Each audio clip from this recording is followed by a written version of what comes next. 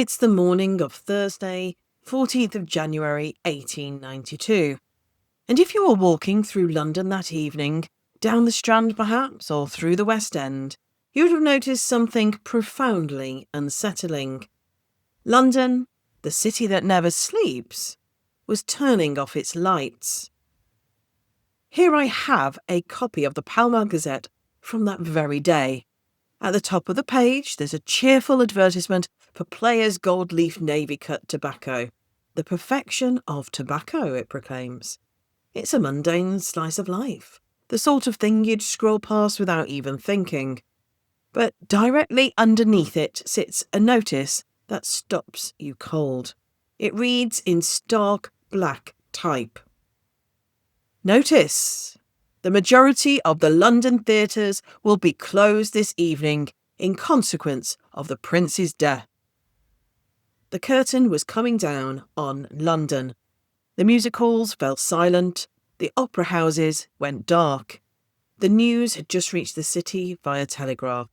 Prince Albert Victor, the Duke of Clarence, grandson of Queen Victoria and second in line to the throne, was dead. He was just 28 years old. But the Gazette notes something else about this terrified city. It describes the grief as an epidemic which has touched almost every family in the land, from the highest to the lowest. And they were right, because while the theatres were closing for the prince, the undertakers were working overtime for the poor. Today we're telling a tale of two deaths. We're going to examine one single deadly week in January 1892. We'll explore how the heir to the throne died in luxury and how the ordinary poor of London died in the cold. We'll investigate the panic that drove people to buy miracle cures, leading to the most famous legal case in contract law history. This is a story about a virus that didn't discriminate, and a society that most definitely did. Welcome to the London History Podcast. I am Hazel Baker, founder of LondonGuidedWalks.co.uk. Before we get to the Prince and the Pauper, we must understand the atmosphere in London. To grasp the panic of January 1892, you need to know that the city felt besieged. By 1892, Londoners were exhausted. They had been living through the Russian flu pandemic for 3 years. It started in 1889, and reports trickled in from St. Petersburg, hence the name Russian flu, of a strange malady knocking out thousands at a time. The disease moved along the railway lines of Europe, riding the mail trains and shipping routes into London. The virus spread at approximately 300 kilometres per week, blazing through 33 European cities between November 1889 and February 1890. And we can now be precise about just how deadly this specific week was. According to medical records, the Russian flu hit London in 3 distinct waves. The first in early 1890, and it was shocking but relatively mild in terms of deaths, approximately 2,800 fatalities. The second in spring 1891 was worse, killing around 5,800 people. But this third wave, the winter of 1891-92, was the killer. It would claim 8,000 lives. The weather was hideous. Thick yellow pea soup of fogs trapped coal smoke against the streets, irritating lungs already fighting for air. In his report for the local government board, Dr. B. Walter Foster noted that in January 1892 alone, the death rate in London shot up to 46 per 1,000 people, far higher than normal. In the maximum week of the epidemic, a staggering 506 people died from influenza, the highest weekly death toll on record. This virus behaved strangely. Unlike modern seasonal flu, which usually kills the very young and the very old, the Russian flu had a particular cruelty. It killed people in the prime of life, aged 20 to 40, exactly the age group of our young prince. But the 1892 wave hit the elderly hardest, with the highest mortality among those aged 60 to 80. Dr. Franklin Parsons described a terrifying new range of symptoms. It wasn't just a cough. Patients reported intense nervous prostration, which one might call today severe depression or anxiety. Medical records document people falling into crushing depressions, suffering from psychosis, or becoming suicidal during their recovery. Doctors called it post-influenzal melancholia or influenza nervosa. Deaths by violence and accidental deaths increased significantly between 1891 and 1894, and coroners' findings on suicide cases frequently cited the virus as a cause of temporary insanity. There are also reports of strange swellings, loss of smell and taste, and blood clots. Some modern researchers, looking back at these symptoms, the loss of taste and smell, the long flu fatigue, the neurological effects, have suggested that this might not have been influenza at all. Actually, there's a compelling theory that the 1892 pandemic was actually a coronavirus, specifically a strain called OC43, which may have jumped from cattle to humans. But whatever the virus was, in that second week of January, it was hitting the top of society with a hammer. The Pall Mall Gazette from that day carries a strange dual headline, "The Prince and the Cardinal," because the exact same moment Prince Albert Victor was dying at Sandringham, Cardinal Manning, the elderly, beloved and radical Catholic Archbishop of Westminster, was also on his deathbed. Both men would die on January 14th, 1892.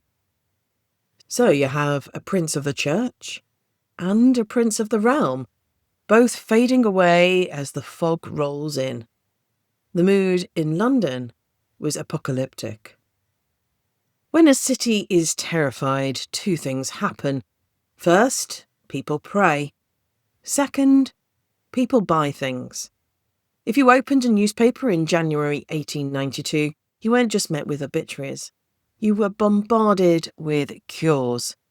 Panic, as we know, is excellent for business, and the business of preventing influenza was booming.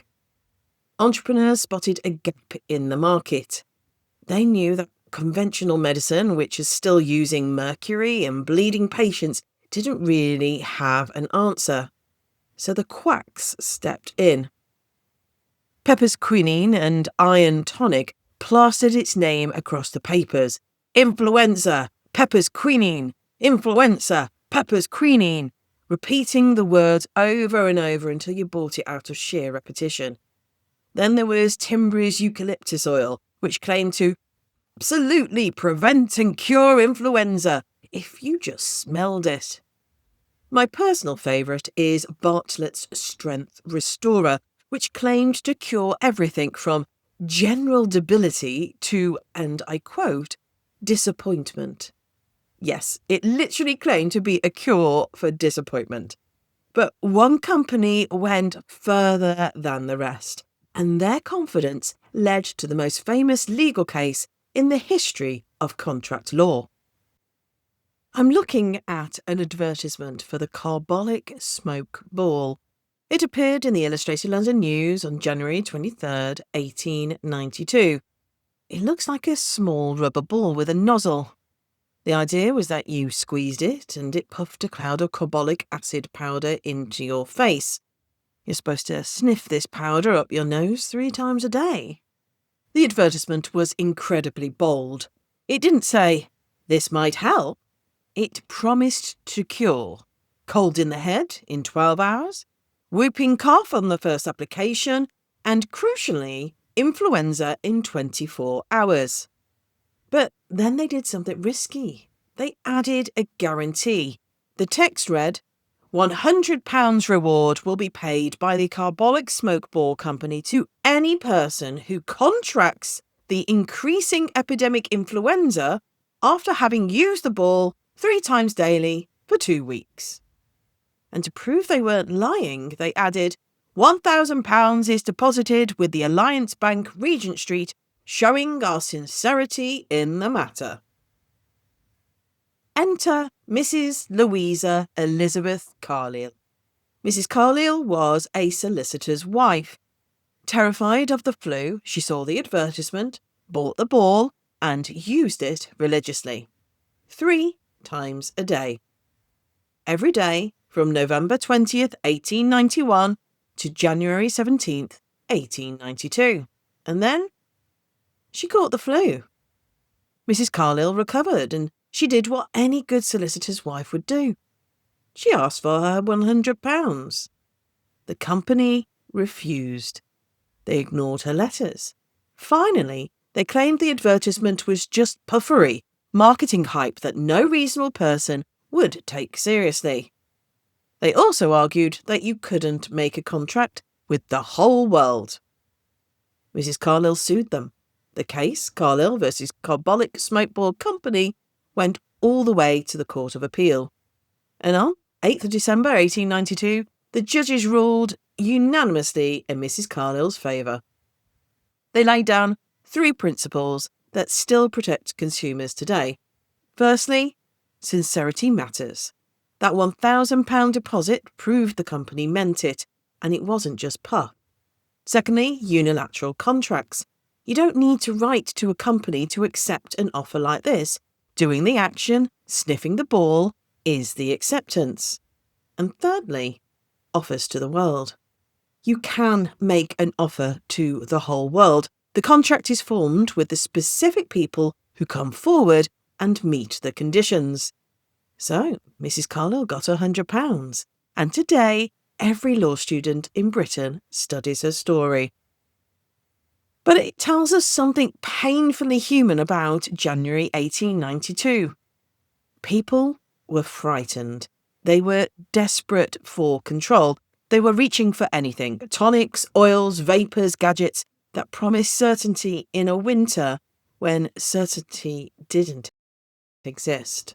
While Mrs. Carlill was puffing her smoke ball, the royal family was relying on the best conventional medicine money could buy.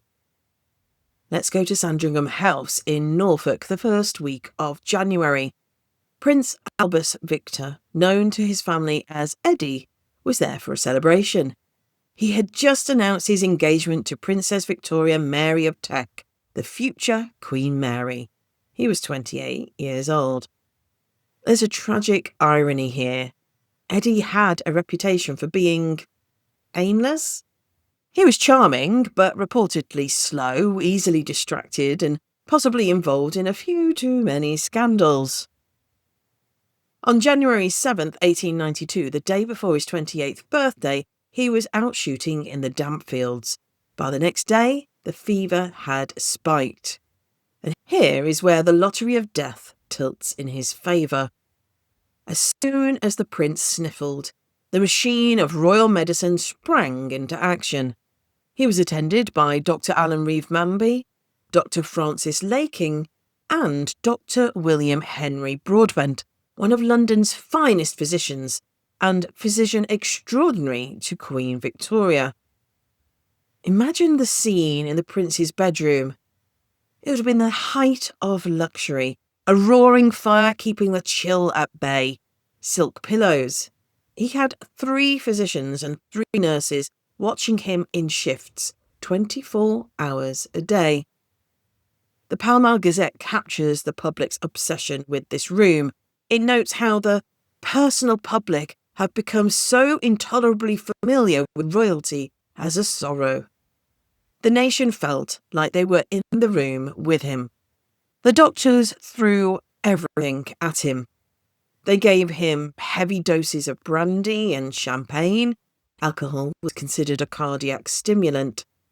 Victorian medical practice advocated brandy to stimulate circulation and for palliative care in terminal illness.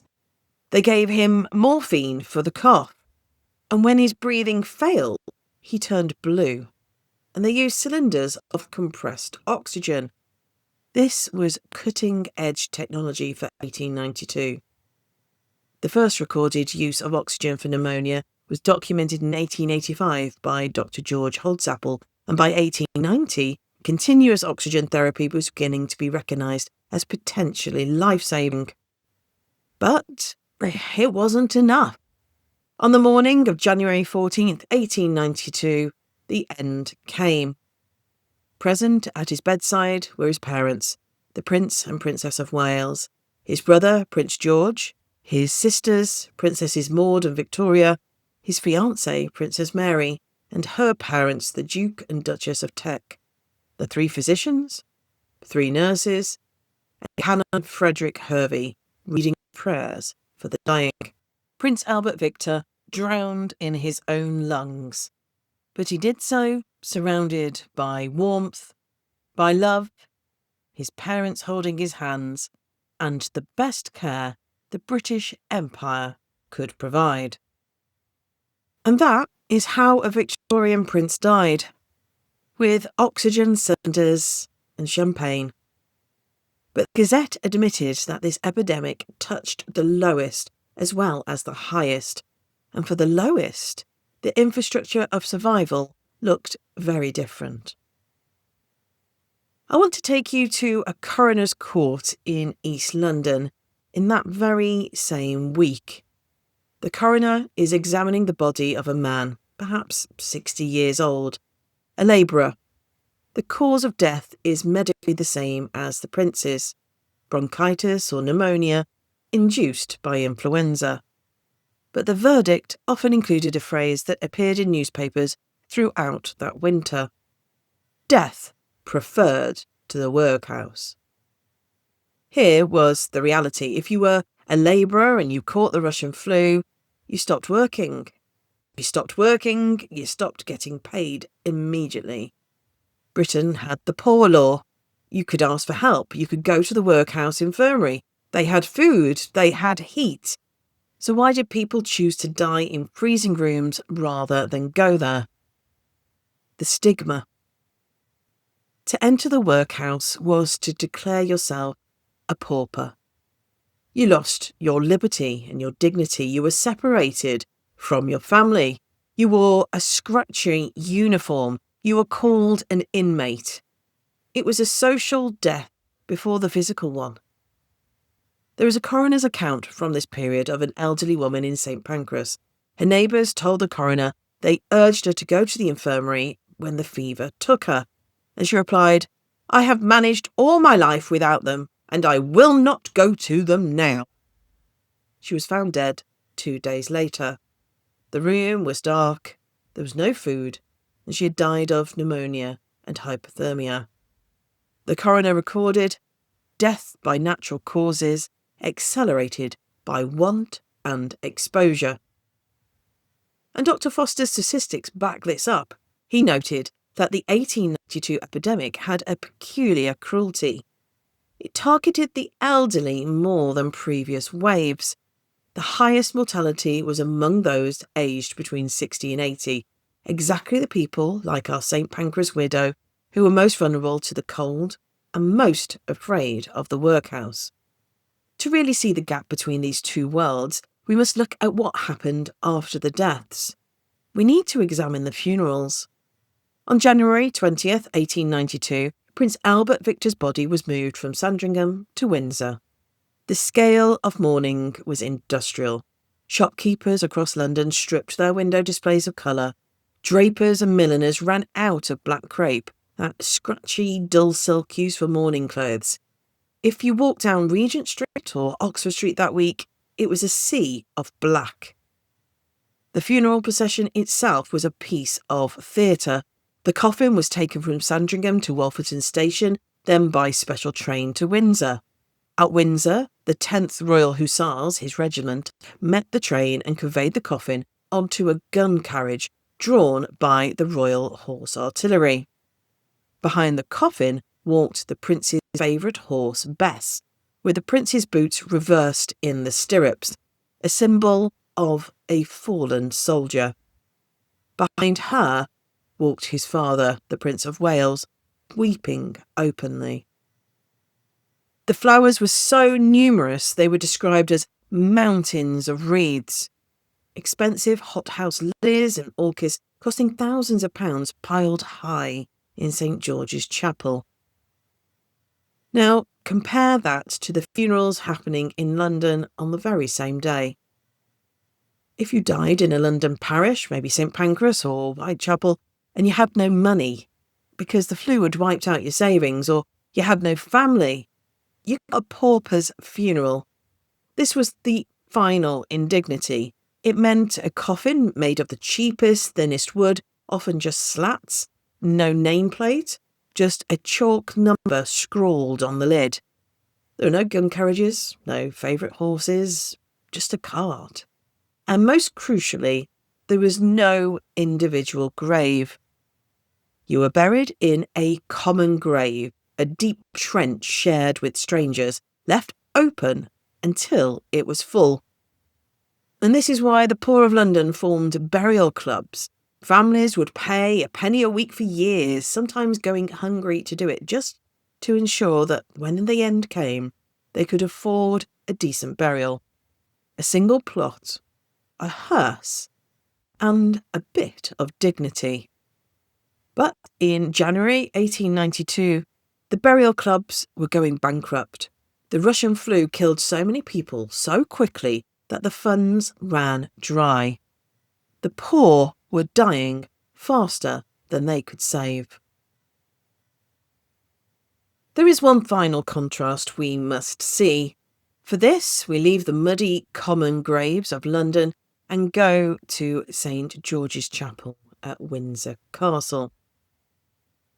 Because while the poor were disappearing into anonymous earth, Prince Albert Victor was being immortalised in one of the most extraordinary tombs in Britain. If you visit Windsor today, you can find him in the Albert Memorial Chapel. His tomb was commissioned from Alfred Gilbert, the same genius who sculpted the Antira statue in Piccadilly Circus. The commission was given just 3 days after the funeral, and it's breathtaking. A recumbent effigy of the prince lies in his hussar uniform. Kneeling over him, holding a heavenly cross, is a massive angel, a figure so tender and strange that it feels more like a guardian spirit than a statue. Surrounding the tomb is an elaborate Art Nouveau railing, decorated with exquisite little figures of 12 saints. It's widely considered the finest single example of late 19th century sculpture in the British Isles. But even here the story has a twist. Albert Gilbert was a perfectionist. He spent so much money on materials, obsessing over the ivory, the bronze, the aluminium, that he actually went bankrupt in 1901. He had to flee the country in disgrace, leaving the tomb unfinished with 5 saint figures missing. They were only completed when Gilbert finally returned to Britain in the 1920s, older, poorer, and arguably broken by the very monument he created. The tomb wasn't fully completed until 1928, 36 years after the prince's death. And perhaps that's fitting, because for all the bronze and the angels, the prince himself remains a figure of tragedy. One obituary, written by a journalist who knew him well, offered a brutal epitaph. He was little known personally to the English public. At times there was a sallowness of hue which much increased the grave aspect. Somehow it was always said he would never come to the throne. And he didn't. The Bronze Angels watched over him, but the throne went to his younger brother George, who became King George V in 1910. So, we have a prince in his unfinished masterpiece and the pauper in his unmarked grave. Both victims of the same week, the same heir, the same virus. We often hear that death is the great leveller, and looking at the Pall Mall Gazette from January 14th, 1892, you might believe it. The headlines link the prince, the cardinal, and the common family in one epidemic. In a biological sense, they're right. A virus didn't care about the 1,000 sincerity deposit at the Alliance Bank. It didn't care about the silk pillows at Sandringham. But the experience of that death, that was not level. The prince's death was a soft tragedy, cushioned by morphine, warmed by coal fires, aided by cutting-edge oxygen therapy, and dignified by a city going dark. The pauper's death was hard, it was cold, it was lonely, and anonymous. When we look back at the history of London, it's easy to get distracted by the black crepe on Regent Street. But I want you to remember the other sound of January 1892. Not the silence of the closed theatres, but the silence of a cold room in the East End, where someone made the impossible choice to die alone, rather than surrender their dignity to the workhouse. Thank you for listening to the London History Podcast. If you'd like to learn more about Victorian workhouses in London and the Poor Law, then you may enjoy listening to episode 143, Oliver Twist's London. And who knows, maybe I'll see you on a walking tour with London Guided Walks very soon. Until next time.